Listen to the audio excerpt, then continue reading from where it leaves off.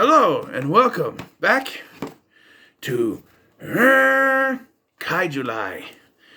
Now we're getting close to the end with Godzilla, King of the Monsters, released in 2019, 2 years ago. And this movie is 5 years after the events of the 2014 Godzilla and brings in three of Godzilla's biggest foes, Mothra, Rodan, and King Ghidorah. Well, mostly Mothra and King Ghidorah. Rodan doesn't really do anything. He flies around and stuff. But, yes, now, this is what starts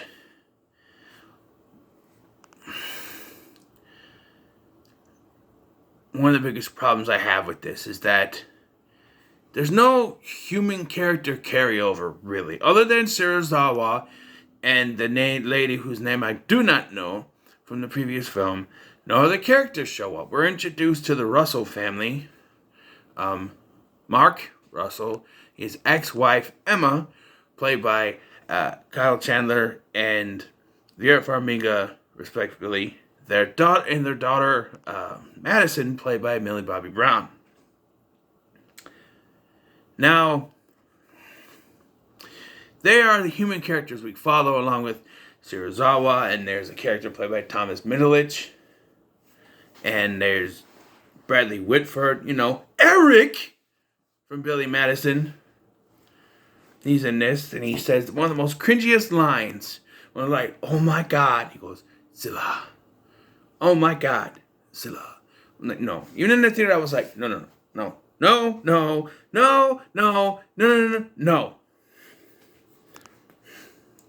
This was the last Godzilla movie I saw in the theater because, thanks to a certain virus, I wasn't able to see Godzilla vs. Kong in the theater. Thank you very much. So, I'm itching.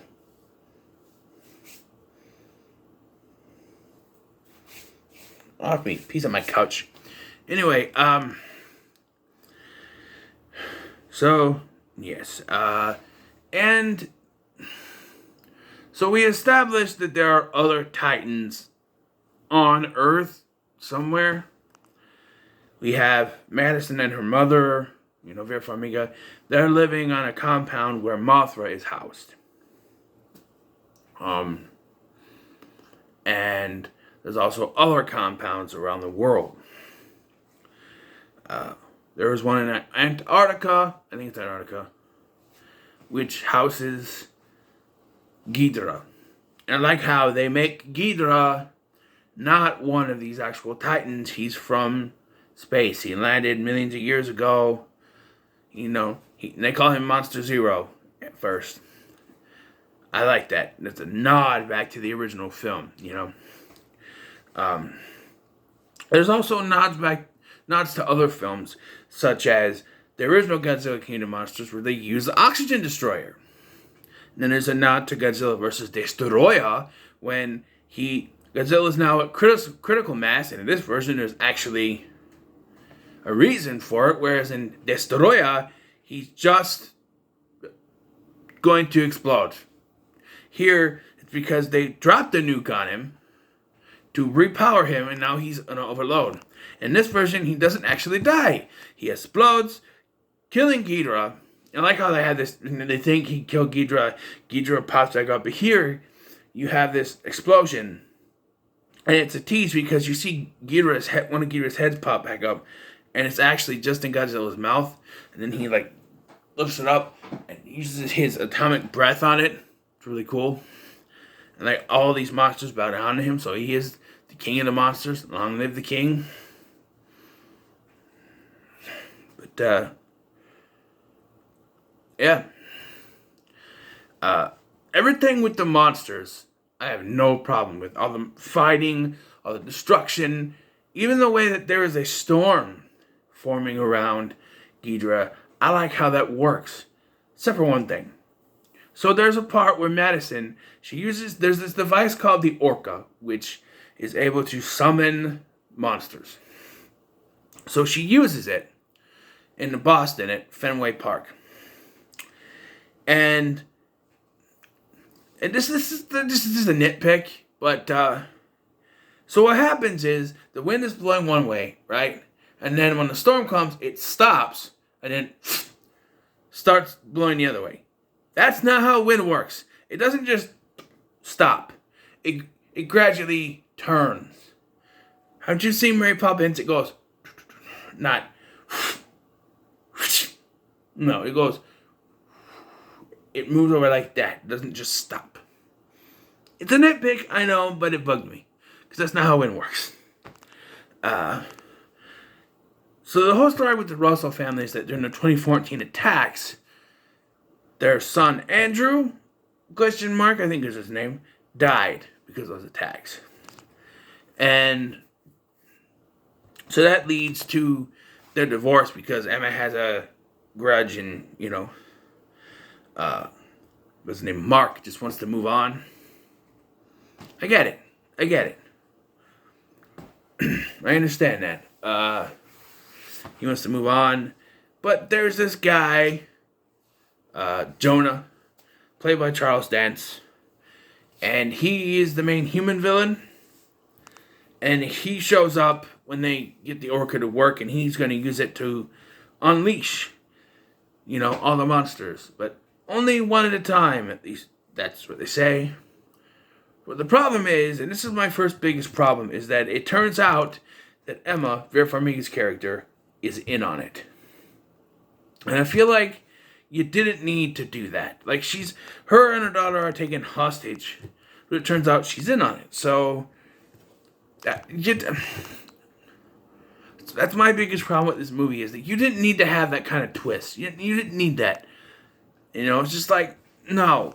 You didn't, no. It's just, it bugs me. It really does. I remember watching this in the theater and I went, no. She doesn't need to be in on it. She doesn't have to be in on it. No. I understand and I don't even understand the motive here. Godzilla accidentally, on accident, killed her son. Alright? It's not like he can look down and be, oh, sorry, and tiptoe across the buildings. He can't control his big ass feet. It was an accident. And so her solution is to unleash every monster, titan, whatever, hidden on Earth. That makes no sense to me. It's just some kind of, what's the word? It's just a reason to get these monsters out. And they're not even well-known monsters. Besides Godzilla, Ghidorah, Mothra, and Rodan, there's just random monsters. There's like a mammoth one. There's a spider, which could be Spiga, but I don't know. Or whatever that one's called. And I think I have it written down here. Come on, paper. Jaws. I swear it was in this paper. Here. Was it Kumanga? I think it's Kumanga. Kumanga or Spiga, whatever you want to call it. Could be, but there's just no other real monster that no Gigan, no anything else. And then they just have it so they bow down to the true king, The only real thing with the humans that I liked is that Serizawa, and not that I liked it, but it worked for me. He sacrifices himself to repower Godzilla after they use the oxygen destroyer. That was really cool. A couple of things here is that they do cut off one of Ghidorah's head, but unlike the original one, he grows it back, which is kind of cool. Mothra dies again, of course, because it's Mothra. She has to die, but she does so saving Godzilla, repowering him up again so he can come in there and beat Ghidorah. So, That's pretty cool. I did this thing with two Asian women. This Asian woman, I forget her name, but Chan. Her family comes from a legacy of twins, and she's like obsessed with Mothra. So it's supposed to be like the Shobigen, their version of it. Kind of like they smoothed over the whole get her from space, and then there's your Shobigen, like back, callback, I should say. Kind of cool. And then, so at first I was confused because I thought that because Madison goes home, and I thought that was San Francisco, the home they used to live in. But no, there's like pictures and stuff in it, and but they're still in Boston, and I'm thinking, oh, that's her dad's house. That's her dad's house. And got it. So Godzilla wins, of course, because it's a Godzilla movie, and I like the line where they go, "Thank God he's on our side." For now, I like that. And so the movie ends, and finally, something that I've been waiting to be in a Godzilla film since the '98 Godzilla. They finally played a damn song. It's not the Blue Oyster Cult version, but it's a different version, mixed together with some band and Bear McCreary's score. The Godzilla song by Blue Oyster Cult. Oh no. They say he's got to go Godzilla. It's in the credits. I remember being in the theater and I went, finally! Because it's about damn time they put that in there. There's, the credits show little clips. And this is where I feel like they should have paid attention to the clips. There's a thing about an egg. That signified Mothra laid an egg. And that should have been used. And there's a thing about the monsters were going towards Skull Island. And that should have been used in the next film. And then it ends going to Skull Island and showing Kong. The picture of Kong and Godzilla fighting. Not yet. But yeah. And we get a post-credit scene. And it's Charles Dance finding the severed head of Ghidorah. And once again, I don't think they really use that in the next one. They do, but not the way you think they're going to use it. And I won't spoil it here, but I'll talk about it in the next one. And I think they really kind of, I don't know. I mean, it goes with, some of the older movies, because it's part of that. But, I don't know. It just confuses me. But, yeah, overall, I think this is a good movie. I think it's better than the Gareth Edwards 2014 film. And in my opinion, it's probably the better of the three. I don't know, I have to rewatch Godzilla vs. Kong again to figure out. But, when it comes to Monster Fights, it's pretty good. I hear people complain about the characters. But here's the thing about the human characters. I don't care about the human characters anyway. Alright? Yes, there's some stuff that doesn't make any sense, but I'm here to see the monster fights. If you're watching a Godzilla movie for the human characters, you're watching the wrong movie. Alright? And I hate it when I watch every single one of these reviews. Like, there people have reviews, and I've seen it with the 2014, this one, and I haven't watched any for Godzilla vs. Kong, but I'm probably going to say the same thing, and they always complain. They bitch and they complain about the human characters. Oh, they're too bland. Oh, they're too boring. Who cares? The human characters don't mean shit in a Godzilla movie. Alright? I do have problems with the way they use them, like perhaps introducing characters in one movie and they're not in the next one. If you're going to have human characters, keep them steady. And I think I mentioned this in my Godzilla or my Kong Skull Island review, but they have an older version of the character Brooks from that movie, played by Joe Morton. And I didn't realize till looking up on Wikipedia that it was even him.